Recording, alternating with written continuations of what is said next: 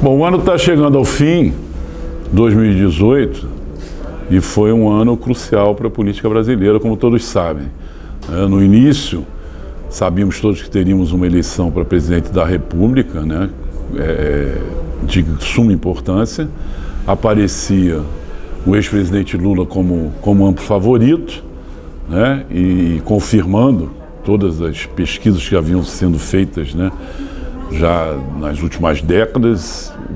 Realmente Lula tinha grande preferência no voto popular.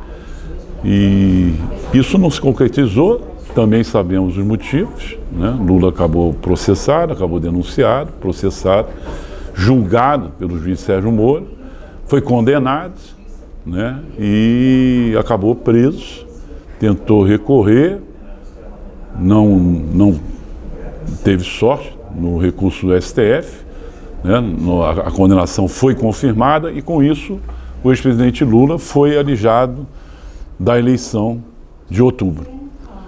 Surge, como também todos testemunhamos, então, como favorito, o ex-capitão Jair Bolsonaro, né? Deputado federal no seu 7º mandato, quer dizer, 28 anos como deputado federal. Inicialmente, Jair Bolsonaro não tinha muita distância, né, para Ciro, para Marina ou para o próprio Alckmin, né? Mas acabou que o destino favoreceu Bolsonaro, quer dizer, o que seria um risco, que representou inclusive um risco de vida, né, que foi a facada que ele levou em Juiz de Fora, acabou atraindo muitos votos, né, para o baú do Bolsonaro.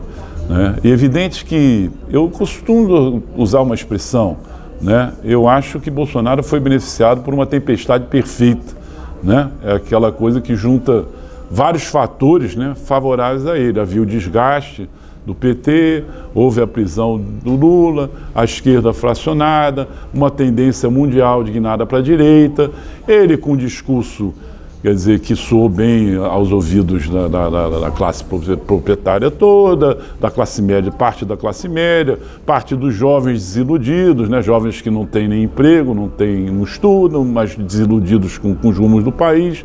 E o Bolsonaro, então, cresceu no bojo disso e ganhou a eleição, né? A esquerda tentou de todos os modos evitar. O PT acabou lançando um candidato em cima da perna, faltando 15 dias para o primeiro turno, que foi o ex-prefeito Fernando Haddad, que, a meu ver, até chegou longe demais. Quer dizer, no segundo turno ele chegou a ter 47 milhões de votos contra 57 milhões de votos de Jair Bolsonaro. Pensando que era um prefeito de São Paulo que não conseguiu se reeleger há 2 anos, não foi tão mal Fernando Haddad. Mas o fato é que Bolsonaro ganhou a eleição, né, com todos os méritos, é a democracia, né, goste ou não. Eu particularmente não fico assim muito entusiasmado com o governo Bolsonaro, mas essa é uma opinião pessoal, né? Como editor do Jornal Brasil, nós tentamos fazer a nossa edição da forma mais imparcial possível, mais equilibrada possível, e temos dado toda a cobertura para o governo de transição de Jair Bolsonaro. E assim será a partir do dia 1º de janeiro. Né? Bolsonaro assume a presidência da República, tem como vice um general, que é o general Hamilton Mourão. Eu gostaria até de abrir um parênteses aqui. Há muita gente dizendo que o general Mourão está falando demais, que o general Mourão vai ser cerceado, que o general Mourão vai perder poderes no futuro governo. E eu gostaria de lembrar que o general Mourão foi tão eleito quanto Jair Bolsonaro. O general Mourão é vice-presidente da República e tem mandato por 4 anos, tem uma residência oficial, que é o Palácio Jaburu, e vai despachar num anexo ao Palácio do Planalto. Portanto, se não gosta do general Mourão, paciência.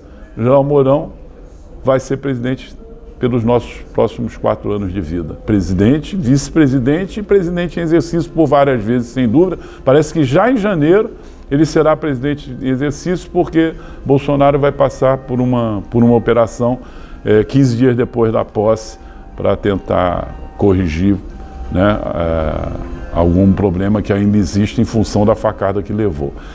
Quanto ao governo Bolsonaro, e essa é a grande questão, não é? O que se pode aguardar do governo Bolsonaro? Eu fico um pouco espantado com a excessiva militarização do governo. Nós já temos 7 ministros militares, há secretários executivos também militares. No Ministério da Justiça, Moro convidou um general, a general até no STF hoje, né? Muita gente diz que não há problema nenhum, que são militares aposentados, militares da reserva, que não há comparação nenhuma a fazer com o regime militar. Gente até mais informada, com base na história, como o jornalista Hélio Gaspari, afirma que os Estados Unidos já teve um secretário de Estado militar, que foi o general Marshall, no pós-guerra. Podemos lembrar também que os Estados Unidos teve um presidente militar, que foi o general Eisenhower, que comandou as tropas dos Estados Unidos também na Segunda Guerra Mundial na Europa, né? Então, seria normal e não era para causar espanto. Mas eu fico espantado, sim, porque acho que não é a função dos militares. Mesmo aposentados, não é a função dos militares. Basta ver o que diz a nossa Constituição, né? Eles são responsáveis por vários aspectos fundamentais da nossa sociedade, inclusive pela segurança do país, pela defesa do país, né? Mas acho que nós temos homens públicos e toda uma tradição de homens públicos, né?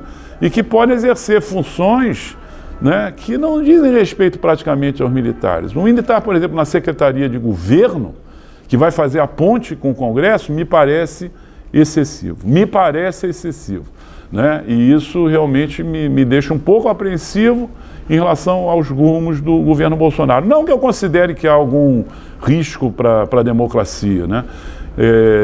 Isso nem eu acho e nem o Jornal do Brasil enquanto instituição, né? Há uma Constituição em vigor, está aí desde 1988, o país retomou a democracia já há quase 40 anos, né? E me parece que a democracia é muito sólida, né? Eu acho, inclusive, que países que se respeitam não ficam discutindo se a democracia está em risco, né? A democracia não está em risco. O Brasil é um país civilizado, o Brasil é um país amadurecido, né? E é evidente que o governo Bolsonaro vai ter que se adaptar às regras do jogo, queira ou não. Por exemplo, vai ter que negociar com o Congresso, sim. Vai ter que negociar com os partidos, sim. Não é verdade? Porque qualquer que seja o projeto, qualquer que seja a medida, né, seja uma medida provisória, seja um projeto de lei, depende da aprovação do Congresso. Se quiser fazer alguma mudança na Constituição, tem que ter uma votação qualificada de mais de 2/3 do Congresso, seja na Câmara dos Deputados, seja no Senado. Então vai ter que negociar, sim. Vai ter que negociar, sim. Um outro ponto que eu acho também merece uma certa cautela é essa decisão de se comunicar basicamente pelas mídias sociais, em WhatsApp, em Twitter. Isso é muito importante durante uma campanha eleitoral e foi importante na campanha eleitoral de Bolsonaro. Mas daí achar que no governo do país, ele, com os filhos dele, né, vai se comunicar só através de mídias sociais, eu acho uma ilusão. Acho uma ilusão. Vai ter que usar a mídia tradicional, sim. Vai ter que usar os jornais, sim. Vai ter que usar as televisões, sim. E vai ter que usar nós, jornalistas, que somos pessoas preparadas para isso, né? Todos nós com anos e anos de profissão, jornalistas políticos, jornalistas de economia, jornalistas que cobrem a sociedade, cobrem saúde, cobrem educação, entendeu? Então nós somos pessoas qualificadas, sim, para fazer a ponte entre o governo e a opinião pública, né? E isso não pode ser perdido de vista.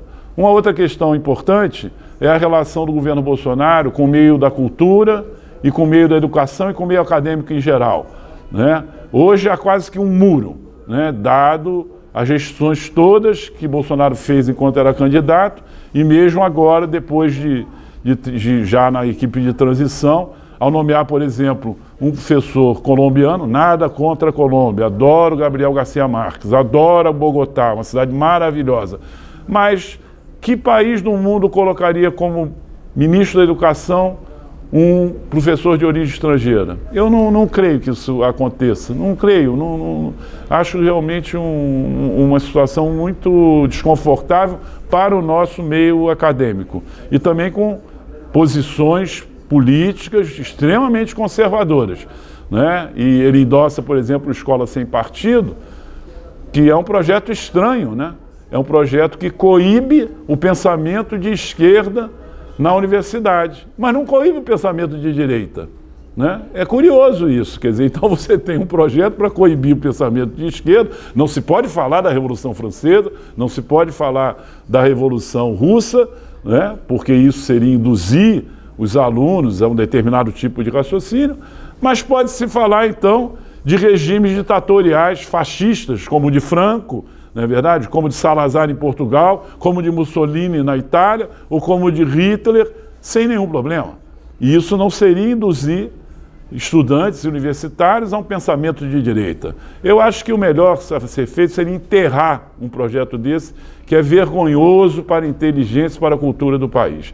Então, acho que no governo as coisas vão mudar de figura, né? Evidente que se olha com grande apreensão o que vai ser o governo de Bolsonaro, como se olha com grande apreensão o governo de Trump nos Estados Unidos, como se olha com grande apreensão o governo de Viktor Orbán na Hungria. Quer dizer, realmente o mundo deu uma guinada para a direita, sabidamente deu uma guinada para a direita, mas a gente espera pelo menos bom senso, inteligência e respeito às normas democráticas. Essas, também se não respeitarem, eu acredito que nós temos leis, né, que são muito mais fortes do que eventuais governantes. É só isso que eu tenho para dizer e um feliz ano novo para todos nós e um feliz ano novo para o governo Bolsonaro.